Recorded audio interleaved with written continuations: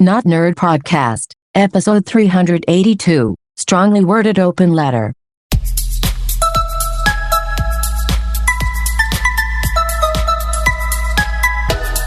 Welcome to the Not Nerd Podcast. I'm Nate Heath, and we are here to help you tech better. Here with me, as always, Mr. Dave Baylor. Yes, the world's only tech podcast that the world's only tech podcast for people who are not nerds. Yes. We hope that you are listening. You can be a nerd, but it's also for people who are not nerds. So anyway, I'd like to throw that out there sometimes because people have a hard time explaining what our podcast is about. But hello, I'm saying hello to you from my home, but I was just previously in another state and city. We've both been jet setters. We have lately. been. We can talk more about that later, I think, during Dave's Pro Tip of the Week. Ooh. I have a few tech travel tips that maybe we can discuss. Always good. Yeah. Always good. Well, let us get into some follow-up. And I talk about SBF because I have this intense fear that he's just going to get off scot-free. But two stories this week. SBF funding legal case with money he gifted his father from the company. So he made some gift from the Alameda Research of like $10 million to his dad. And now he's using that for his legal case. But shouldn't they collected other money that he gave to like charities and other things? Yeah, to charities, but not, $10 million gifts to his dad. Come on. What is up with this guy? Sam Bankman-Fried. His name will go down in infamy. I hope so. That's what I hope, that it doesn't go away with, oh yeah, we gave him a slap on the wrist and he wasn't really that bad. Because the second story, he's now got a new charge. He's been charged with paying a $40 million with an M dollar Chinese bribe. Well, is it illegal to bribe Chinese officials? In the U.S.? I don't know, apparently is. He's been, so it says that he's been charged of paying a $40 million bribe to Chinese officials so they would unfreeze his hedge fund's accounts. So it sounds like maybe after accounts have been frozen. Where did he get the $40 million from? It's his mom, maybe.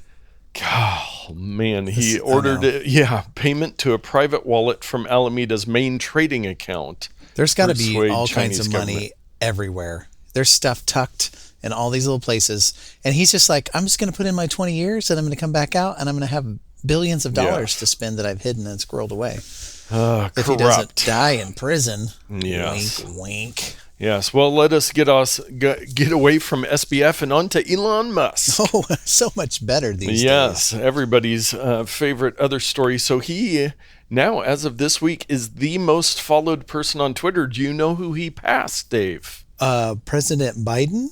No. I have no idea. It's got to be very close. It's got to be some TikTok star or something.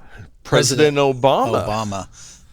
Thanks, Obama. Yeah, so as of right now, when this article was written on the 29th, the billionaire, they call him the billionaire. Oh. How about the owner of Twitter? Yeah. So I know you're about to read this article, but let me think. If I were to purchase a company that is a social media company of which I had an account, and I suddenly became the most followed person, I mean, I can engineer that. Like, what's the big deal? Yeah. Like, I don't think this is on purpose. Yeah. It's definitely by design. That's why he bought it, is so he could have the most followers. So he's at 133,068,709, and Obama is just below that. Yeah. I didn't mean on purpose. I meant organically.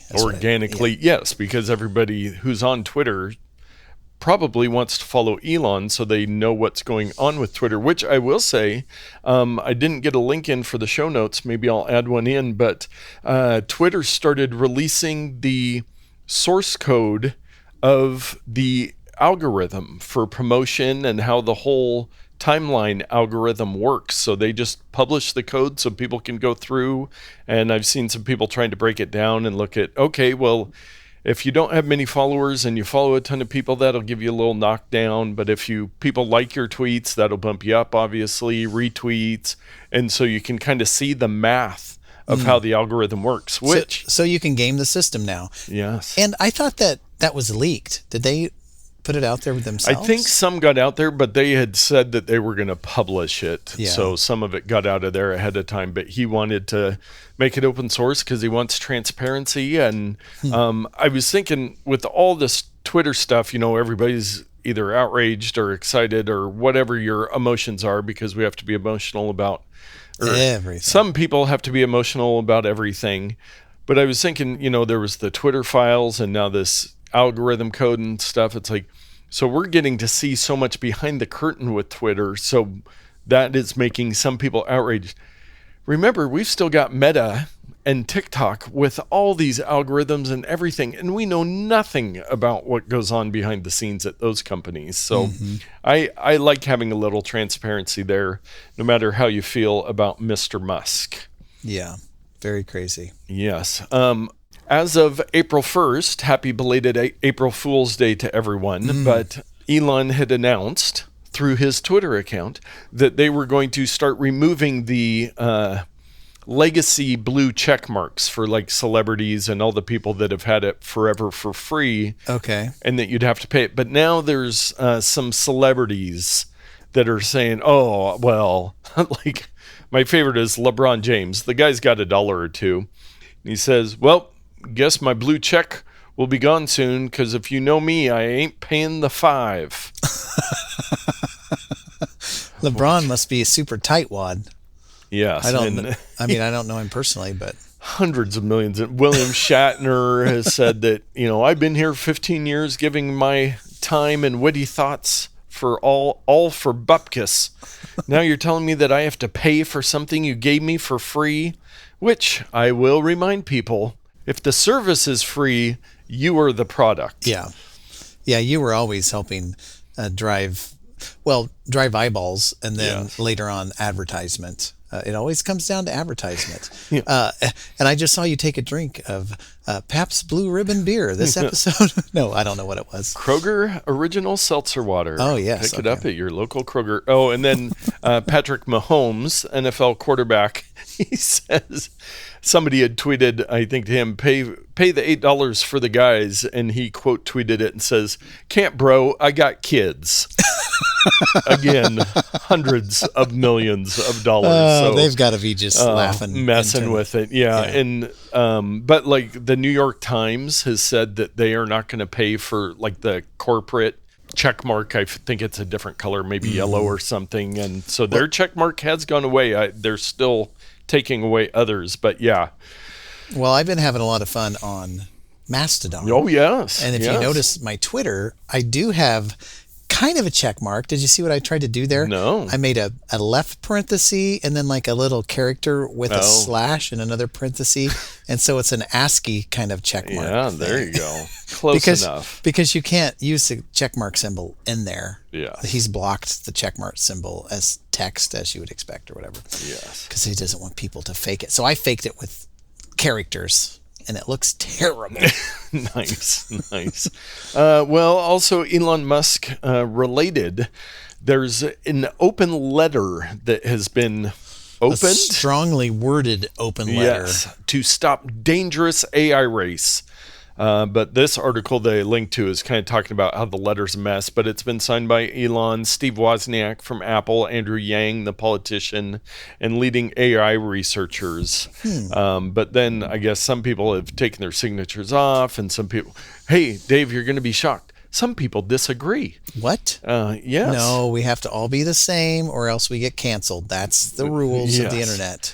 But they have signed an open letter calling for a 6-month pause on training AI systems more powerful than ChatGPT-4. Now, if we can't stop railroads from transporting highly dangerous chemicals and then spilling them all over the place because of corporate greed and lack of regulation. There is no way in HE double hockey stick that a bunch of tech companies are going to start innovating in a space that they got to be first to. Yeah. There's just no way they're going to stop doing it. Yeah. And even if they say they are, in the little back room, they're going to keep working on this stuff. Yeah. So it's just, I mean, I agree with the sentiment, but it's just like, hey, there's this wonderful new technology. Everybody, can we just not everybody do it just right now? time out. Car. Yeah. Right, stop the game. Stop Car's the game. But so we'll see. It's just not going to happen. Tech innovation, No. it grows in spite of itself. Yes. So, but at least it gets the conversation out there a little bit to think about, hey, do we need to be moving so fast on this stuff? Yeah.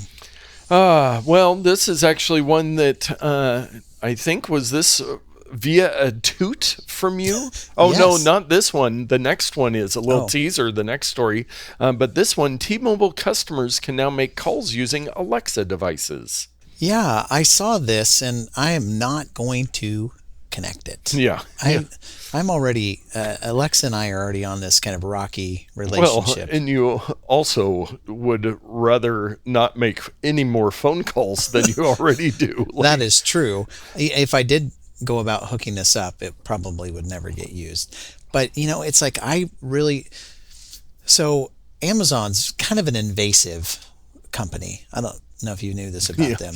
But like at every turn, they're like, hey, we could store your Wi-Fi passwords make it easier to log into other devices. It's like, no, don't store. Yeah.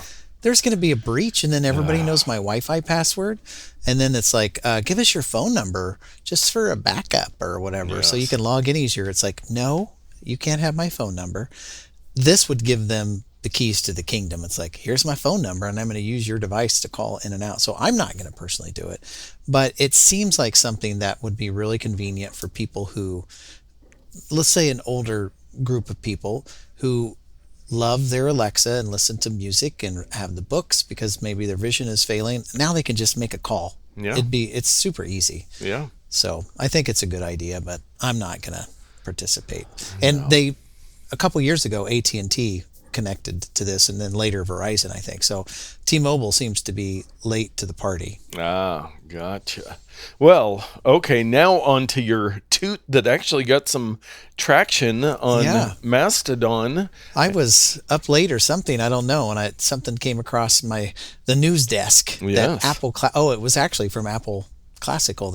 I had pre-registered. Oh yeah, your pre-order that you had mentioned before. Yeah, so I was using my device, and then a notification came in from Apple that Apple Classical is now available. So I quickly tooted it on Mastodon and got several shares and boosts. Man, the language is so different on that. Yeah. But yeah, it's here if you want to download it. How is it different? I counseled the guy a little bit, but I am no expert at all. And it's basically Apple Music, but with podcast and special shows related to classical, all wrapped in this little music player. And the way the music is organized is more applicable to composers and different symphonies and conductors, and maybe like many pieces of classical music have different movements and sections. Those things are more easily searchable and organized within this app than what you would find in Apple Music or any Spotify or something like that. Yeah, and it reminds me, last night on April Fool's Day, as we record, that was last night, I was going down to the bar to DJ, and I was thinking, oh man, it would be really fun if I started off and I said, welcome everybody, tonight we're doing all classical music, and I was just going to start playing some Vivaldi or something, That'd been and then awesome. do the April Fool's, but I walked in and I had a bunch of friends there, and they distracted me, so then I just played my normal thing and missed my opportunity. So maybe next year. That's just a lesson of why we don't need friends. Yes. Good point. And I will quickly mention, we got news that Apple's Worldwide Developer Conference for 2023 will be taking place June 5th to 9th, and they will be having the keynote Monday, June 5th. So set your calendars, because we will do a quick episode for that one to cover what they announced. This is where they announce all their software, but there's rumors of the new AR VR headset, maybe a Mac Pro, maybe some other cool stuff that we don't even know about. So, yeah, and they have always a little graphic to kind of tease what's going to be at Worldwide Developer Conference, and it looks to be an optical system, maybe some type of pancake or Fresnel. Am I saying it right? Fresnel lens? I don't know Fresnel. Like the ones in the lighthouse. I think they're going to talk about their VR headset at this event, whether it'll be available anytime soon, but I think they're going to talk about it. It seems like with all the rumors going on that they would at least talk to developers about it or announce it, and that it's kind of time. And I guess they just had like their top 100 executives for a meeting, and they showed it to them in this super secret Apple meeting. So it looks like we're getting close on that. So we will see June 5th. Yeah. Be there. And you know where else you should be? Dave's Pro Tip of the Week. Well, as I mentioned, I just got back from the land down under, and I'm not talking about Australia. I'm talking about Las Vegas, because it's under, it's below Oregon, so, and a little bit to the right. But anyway, travel tips. Travel is something that we do. You just got back from San Diego, right? Yes, and then I was in California again last week. So, some friends, So, man, we're jet setters, and I'm flying out again tonight to South Carolina. So, I mean, look out. We are world travelers, and we know what we're talking about. Mm-hmm. Now, honestly, I don't travel a lot, but when I do, I like to take a lot of technology with me. And over the years, I've kind of condensed down some important things. And so I just made a couple bullet points that we can discuss, and feel free to jump in here, Nate. But this is going to differ. You're probably going to disagree with me, but you don't need your laptop when you go on a vacation or travel. Now, Nate, your business is highly laptop dependent. Dependent. I know that I am an edge case on that. Definitely an edge case. But we traveled. My wife, my daughter, and a friend of my daughter's went, and the friend brought along a laptop. And when I saw it in her bag when we were getting everything ready, I was like, "Do you really need that laptop?" Yeah. It didn't leave the bag one time, but it sure did add a lot of time going through security, and both ways, and the bag and potential damage. So I would recommend, if you have to use your laptop or you need to have it available, use something like Jump Desktop. Or what are some of the other ones? The Screens, is that one for the Mac? And there's a million of these things. And what it is it's a little app for your phone or tablet that allows you to connect back to your computer at home. You have to install some software and get this set up, but it works really well in a pinch. I use it all the time. I can connect back to my computers at work when I'm at home. And when I'm at work, I can connect back to my computer at home, so I'm not schlepping the thing back and forth. Most of the time I don't need to do that, but it really comes in handy when I do. So what I'm planning on doing is just taking my iPad and making sure my computer is available. And if I need to connect back to it to do something, I'm going to do it. So that's tip number one. I better get going. I got a couple more bullet points here. Do you really need to bring your Nintendo Switch, your PlayStation Portable, your 3DS, and all these gaming systems? Where are you going? Are you going to Disneyland? Yeah. Well, don't bring that. When are you going to play it? You got to maximize your time at the park, or you're wasting money. Yeah. Now, I can see for kids, if you have kids on a plane, they might want to bring some type of game system. But I'm talking about full-grown adults. You're like, oh, well, I might play that game, or I might need this, or just leave it at home. You're not going to use it. And if you miss it, guess what? It's going to be available for you at home. Oh, some camera tips that I was going to do. I don't have my phone here with me, of course, as I planned, but the selfie cam. Let's talk about that for a minute. Did you notice, Nate, that on the selfie cam, there is a little arrow that expands? Oh, yes. So when you're doing your selfie, I don't think a lot of people know about that. On some of the newer phones, if you've got a bigger group of people and you're like, my arm can't reach out, the lens will try to expand and contract to get you closer if you're by yourself, or a bigger, but there's a little button there on the screen that you can press. Yes. So you don't have to mess with it. It's just either wide or not. So I wanted people to know about that. And that's just there all the time on the selfie cam. The other thing was retain camera settings. We've talked about this before. If you are taking pictures of the same thing, let's say outdoors at Las Vegas, and you have, like, it's so bright, you like have to do whatever you're going to do to make some adjustments, or maybe you're in a theater and you want to take pictures, or inside the casino and whatever. There are settings that I use often in the camera portion of the settings application to preserve settings. And there's all kinds of things in there. You can preserve, this is the best one. If you open up your phone to take a video and it's on photo and you're like, I was just on a video like 5 seconds ago. Now I got to switch back over to video, take the video, put your phone away. Oh, I wanted video something else. It's back on photo again. What the heck? So you can preserve those settings. There's a couple more advanced features that you can do. Live photos is one that I have turned on a long time ago.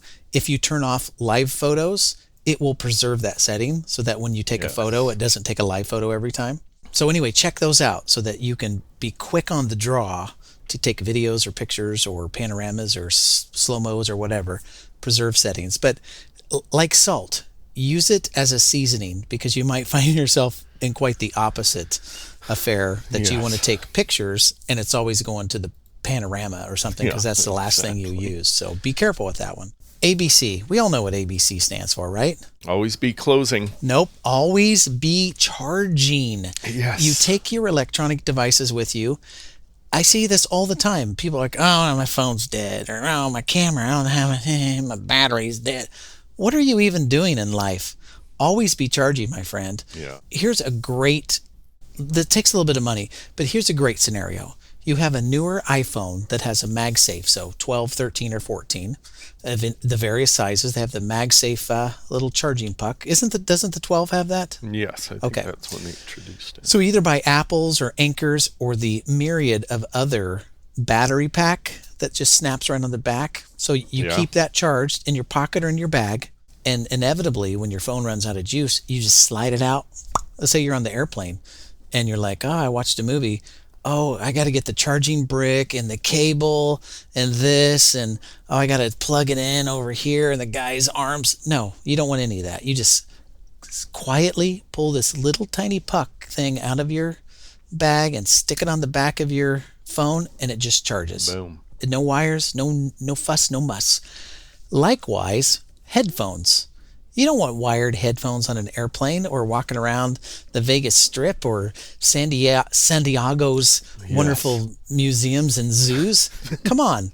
You can either buy a cheap set of $50 Anker headphones, which are okay, or, you can spend as low as $149 on Beats that will work just like AirPods, or a little bit more, you can get AirPods proper. So there are many affordable options out there. Yes. Anyway, wires bad.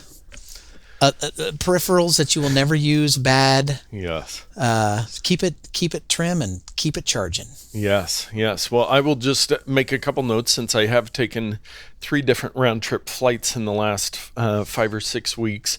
Not every plane still in 2023 has in-seat charging.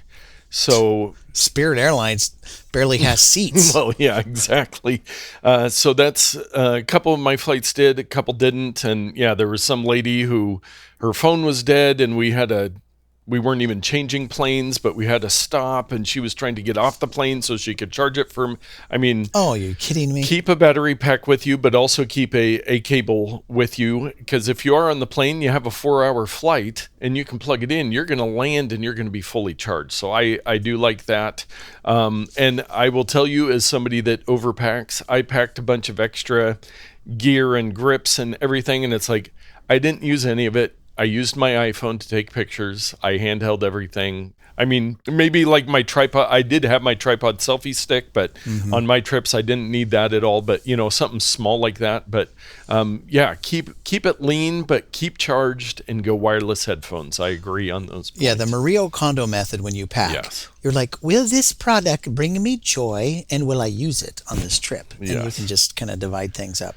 I always have aspirations that I'm going to be shooting a major motion picture on my trips, and it's like, nope. I ended up taking 10 seconds of clips, but the laptop, I take mine just again because I have to do work when I'm traveling. But an iPad, I could really do stuff on an iPad if I wanted to, but I am an edge case with my laptop. Yeah. But even that, I'll put it, I don't carry it with me. Like I'll put it in my carry-on that's up above, so it's not down my foot space and all that stuff. But you'd be proud of me. I bought this small camera bag. It's about 17 by 14 by 8. Yeah. And I can put my camera in it, which is also in its own bag. And there's a small compartment at the bottom that I rolled up all my clothes, rolly style, stuck them in there. That's the only bag I had. That was it.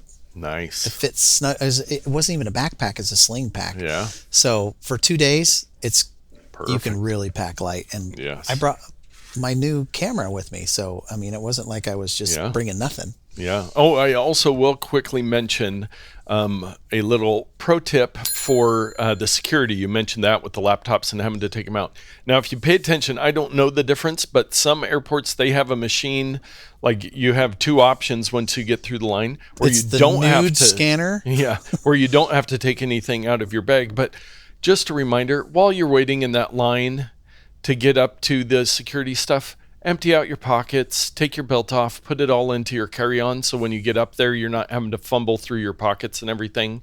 You're already waiting in line. Get everything out of your pockets so you can throw it on the belt and not slow down the line. Well, please. I went through the nude scanner both ways, and I left my belt on. Ooh, I don't want to cause any conspiracies or anything. Yes. But it didn't do it. Yeah, I don't think I had to take mine off, but yes. It's got like half an ounce of metal on the buckle, and that's about it. Yes.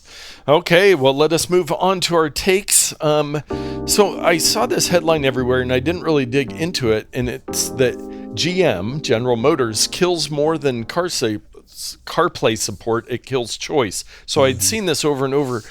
GM's getting rid of CarPlay. Well, then you dig into it. They're also getting rid of Android Auto. Well, right, but the major point of this, CarPlay is the headline. Yes. But the major point of this is they're not supporting open standards from major tech manufacturers so that people have choice and can use tools that are familiar to them. Maybe I have an app and I want to use a specific app.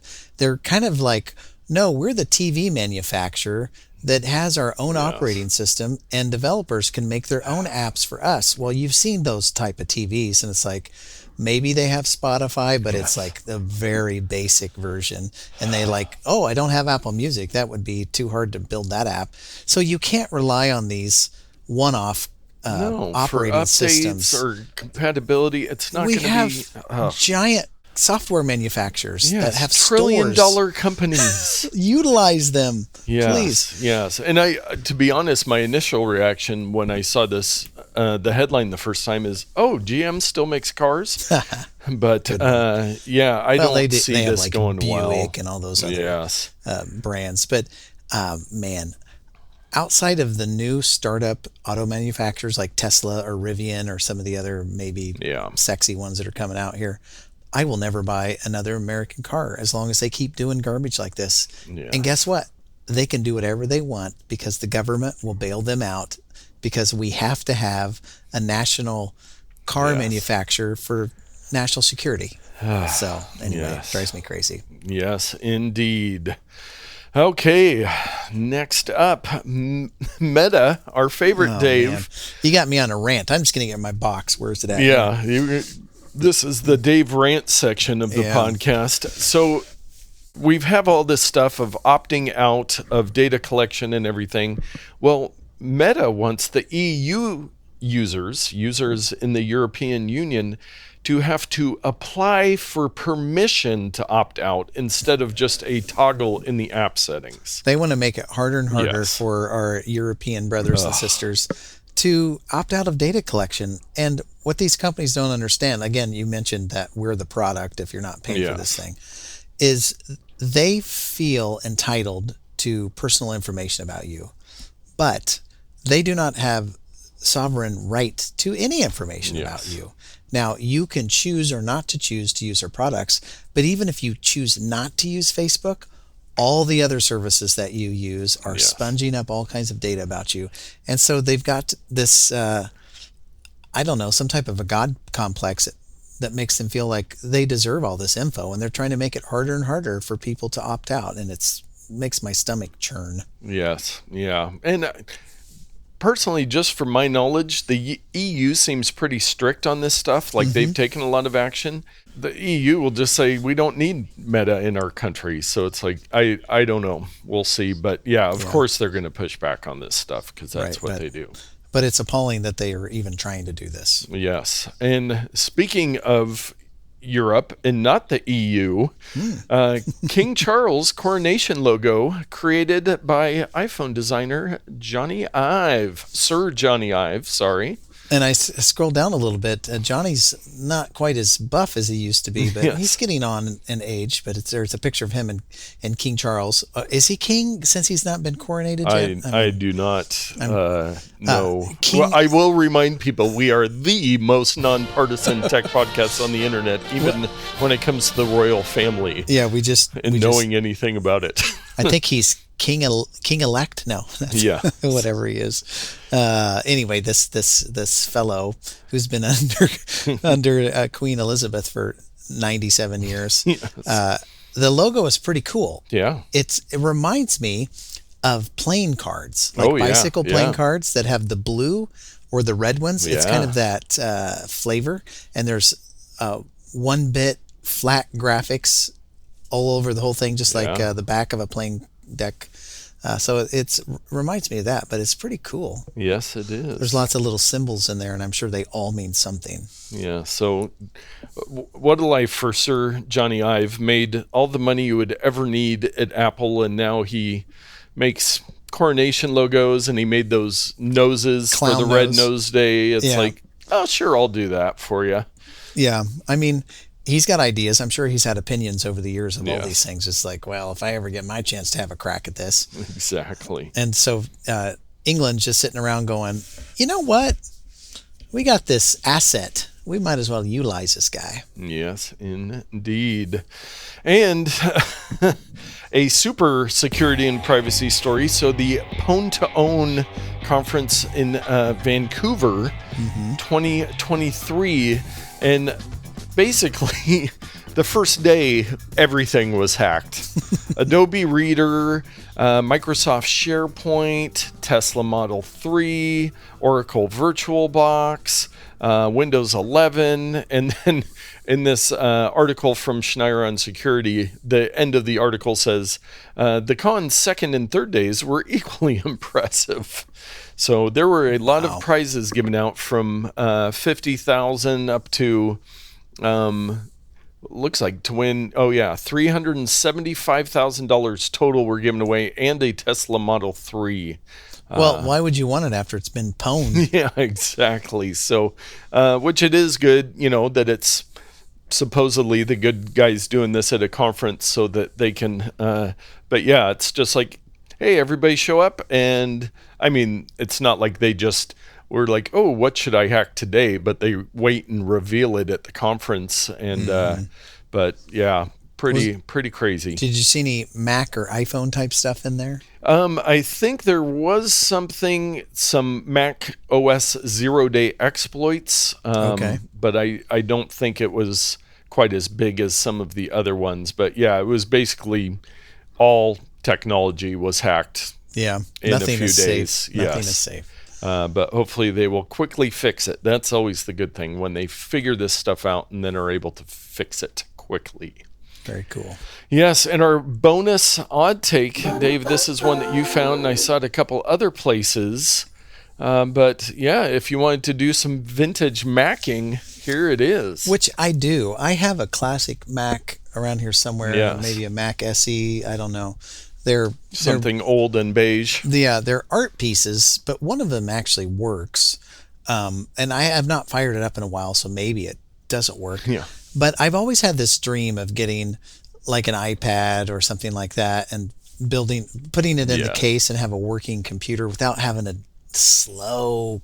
I mean, those things are so slow. Oh, They're crazy. And people have done various things. People have put Mac Minis inside of the case and put a small little screen in there Yeah. and have a modern computer inside the case. So they're just fun and they're vintage. But with this website, you can go there and click on a huge variety of different Macs and different operating systems, and it works just like it did in the day. Apple's released the source code and the operating systems out there so people can do stuff with it. And you can run System 1 and see what it was like to click on Mac Paint. I sent you a nice little picture I made yes, on Mac you Paint. did. You did. Not safe for work, probably. But it's just, I wrote a word, let's just say that.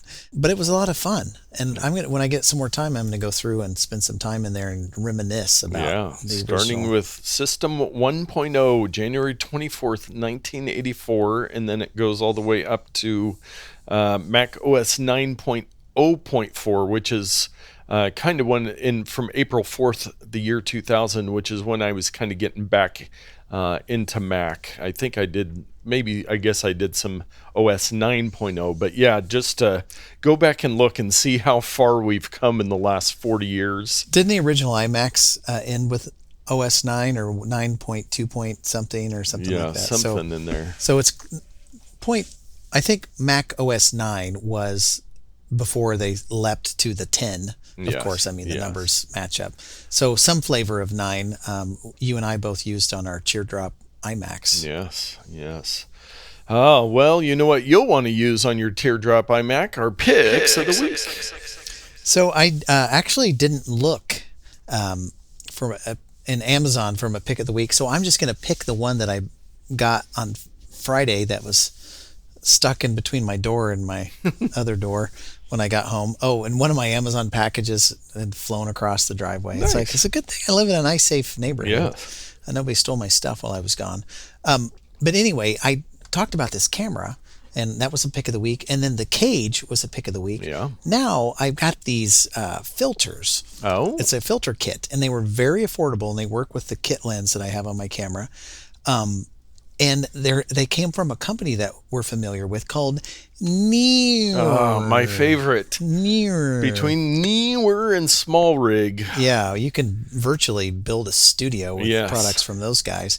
So I'm going to put the link in there that for your reference. But, nothing special. These guys, it gives you 3 little filters. There's the UV filter, which I think it mainly protects your lens, and it kind of cuts some of the UV light, but it can make colors bolder. Yeah, apparently. a little richer, even in bright sunlight. Yeah, and then there's they call it a CPL filter. Oh yeah, it's the polarizing filter, and it's got a little spinner on it, and you can rotate it. And like if you're looking at your LCD TV, it's like, oh, it's black. Oh, now I can see the TV. Oh, it's black again. Same thing with the sky and reflections and car windows. And then the last one is an ND filter, which is the neutral density.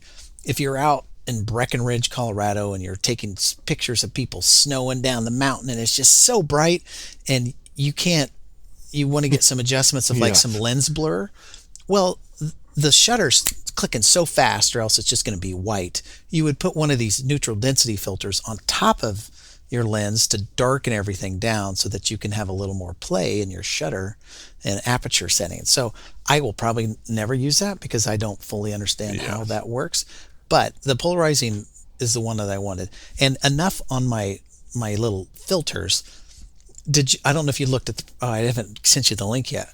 So what do you think the Neewer filters cost for my camera? There's 452 4.5 star ratings. Wow. I'm going to say, knowing my Neewer, I'm going to say $19.99. Very close. The retail price is $15, or I'm sorry, $18, and the quote sale price is $15, and you can also save 10% by clicking a coupon right now. So anyway, a lot of fun and affordable filters for your camera lenses, or you can spend several hundreds of dollars for like Teflon or some of those big brands. But why go crazy?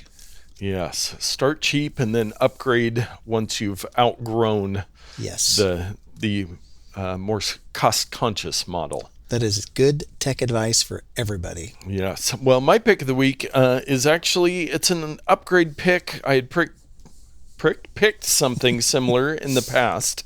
But next to my chair down in our living room, we charge a lot of things. So before I had, one of the bricks with like 5 USB-A ports on it, and I'm trying to get moved over to USB-C on everything. It's faster charging.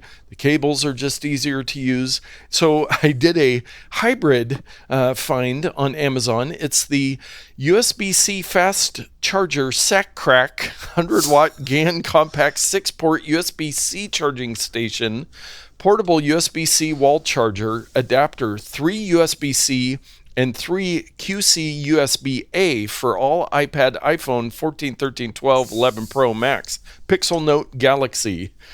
Pretty much just bought it because Sacrack is the brand name.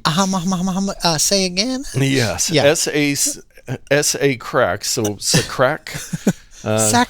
Sacrack. But yeah, so it's a very compact. They say it's a 100-watt GAN charging thing, so it's not a battery pack, just has a nice long cable to plug into an outlet. They say it's 100 watts. I'm not going to hold them to that because that's a lot of watts going through there. It's 100 watts total between all 6 ports. So I would believe that. 3 USB-A and 3 USB-C, so you've got some flexibility there. It's very nice. It's got 4.5 stars on 4,005 ratings on Amazon. But I am very happy with it. It's working very well. I'm trying to be mindful when I buy new cables to get USB-C on that end. Is this one also $18.99, or what is the price on this one? This one's a little bit more. This one is $27.99. $32.99 with a 10% coupon. So I think because it is the GAN charger, and I didn't know if it was working right because it stayed so cool. I was surprised, even when I was charging a bunch of devices. It's that GAN technology. Yes, but yeah, the Sacrack is a good little find, and it's working good. And of course, I tried to pack a light for my last trip with my family, and I was like, oh, okay, I've got my one charger with 3 ports on it. And then at the last minute, I was like, I'm just grabbing this one from next to my chair and putting it in my bag because we all have multiple devices, and we want to always be charging. Yes. We want to follow your rule on that. And I'm going to make a bold statement.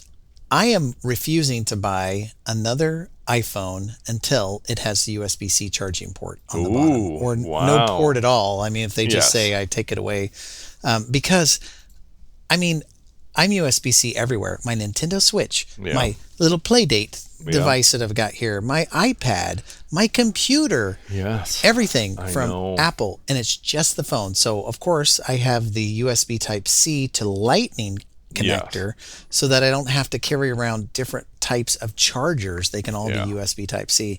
So I'm in this area where I'm refusing to get the USB-C A and C type things. I'm getting C everywhere. And if products don't have the C, I kind of don't buy them. So that's I'm putting my foot down. Well, we can hope this fall. There is rumors that there's going to be a new AirPods charging case. I don't know if the AirPod Pro 2 have USB-C or if it's still Lightning. They're still Lightning. Well, no, you can get a C case. Oh, okay. You can. But look, my camera, it uses Type-C. I mean, everything does. Everything in the world. I know. If we can just get there, we're so close. And it's just the phone, which would simplify my life so much. Yep. But if you would like to pick up either of our picks or shop at Amazon, go through Notpicks.com. We've got plenty of products there. You can leave a review. Need to get a new giveaway up there. But go check it out. It is a resource for you. And with that, we will wrap up this episode. Share it with a friend. Share it with your family. Share it while you're on the plane talking to somebody sitting next to you with all our travel tips. Share it to the person in the center aisle who cannot move left or right to get away from it. You've got a captive audience because we want everybody to get out there and tech better.